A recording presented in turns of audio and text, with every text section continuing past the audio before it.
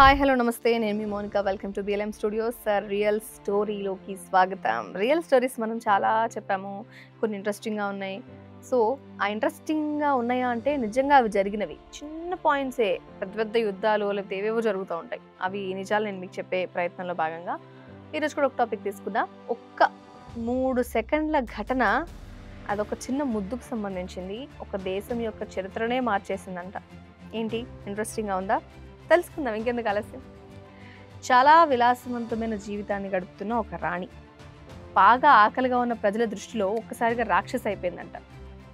మరి యుద్ధం వల్ల అలా అయిందా అంటే కాదు, ఇదేమన్నా కుట్ర చేసిందా అంటే కాదు, ఒక పెంపుడు గొర్రె పిల్ల నుదుటి మీద ముద్దు పెట్టడం వల్ల ఇది జరిగిందంట. సరే, చరిత్రలో అనుకున్నదొకటి అయిందొకటి అని ఏమన్నా స్టోరీ ఉందా అంటే ఖచ్చితంగా మీరు చెప్పొచ్చు. మరి ఏంటి సీక్రెట్, ఎందుకు అట్లా జరిగింది అంటే ఫ్రాన్స్లో జరిగిన ఒక డిఫరెంట్ సంఘటన గురించి మీకు చెప్పబోతున్నాను. ది షీప్ కిస్ అని దీన్ని మనం అనుకోవచ్చు. వర్సెస్ విలాసం ప్రజల ఆగ్రహం. అంటే డబ్బునోడు ఎప్పుడు విలాసానికి అలవాటు పడి ఉంటాడు, ఏదో రకంగా రిలాక్స్ అవ్వడానికి ట్రై చేస్తూ ఉంటాడు. అది ఇంకొక పాయింట్ ఏంటంటే ప్రజల ఆకలితోనూ అడిగి పట్టదు. అది అప్పుడు జరిగితే ఎలా ఉంటుందో చూడటమే ఇప్పుడు మన టాపిక్.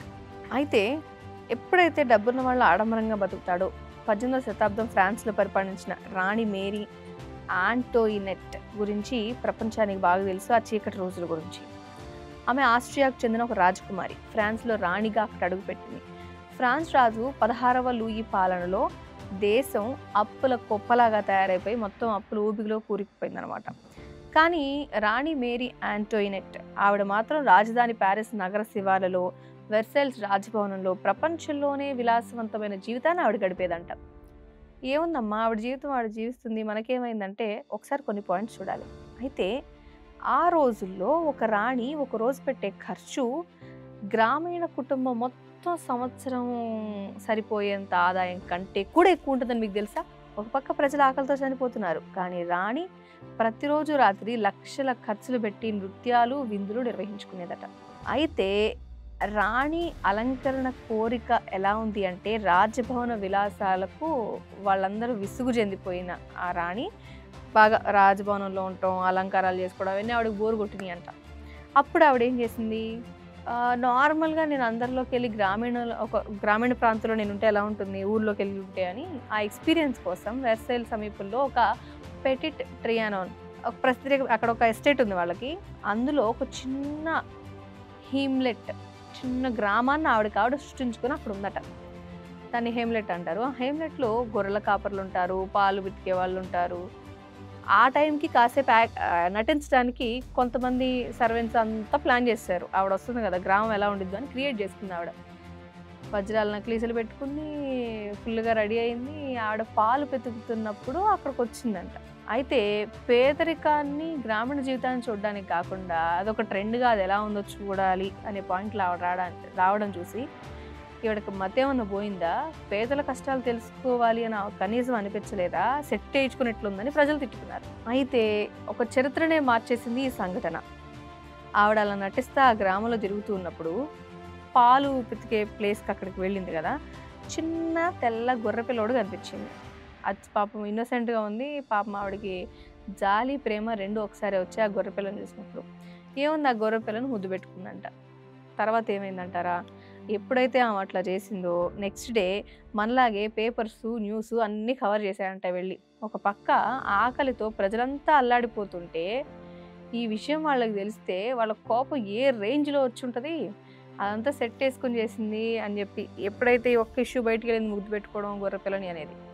వాళ్ళకి ఆహారం లేదు, పస్తులు ఉంటున్నారు. ఎలాంటి టైంలో పట్టుబట్టలు వేసుకొని లక్షల్లో కొట్టుకున్న జ్యువెలరీలు అవి వేసుకొని ఈ గొర్రె పిల్లను ముద్దు పెట్టుకోవడం అంటే చూసి నవ్వుకొని, అసలు ఆ వెర్సైల్స్లో చరిత్రలో ఎవ్వడు చూడనంత, అంటే బేసిక్గా నవ్వుతారు కదా, ఏం చేస్తున్నావు అమ్మా అని అలా అందరు నవ్వారట.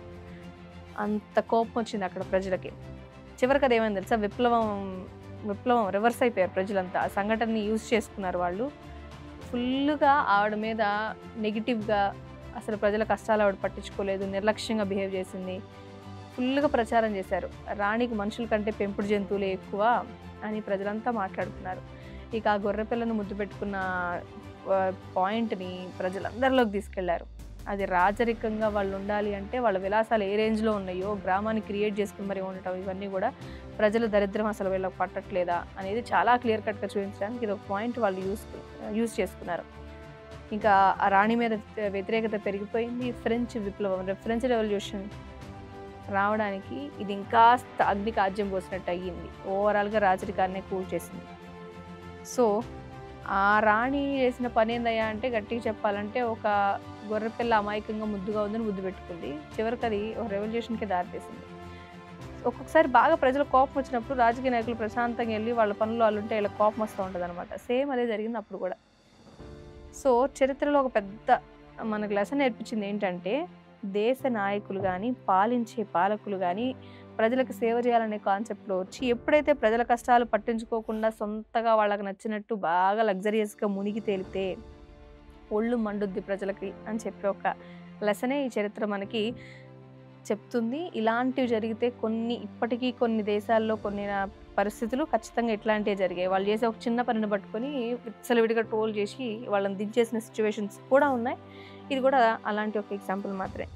మరి ఇది విని మీరు ఎలా ఫీల్ అయ్యారు? ఇందులో నిజం ఉందనిపిస్తుందా, అబద్ధం ఉందనిపిస్తుందా? ఒకవేళ ఉందనిపిస్తే మీ పాయింట్ ఏంటి ఆ కామెంట్ రూపంలో తెలియజేయండి. Thank you. Pilot, air hostess, airport staff A job అయినా ఏరో ఫాల్కన్స్ తోనే సాధ్యం. కోర్స్ చేయండి, జాబ్ కొట్టండి. Contact now.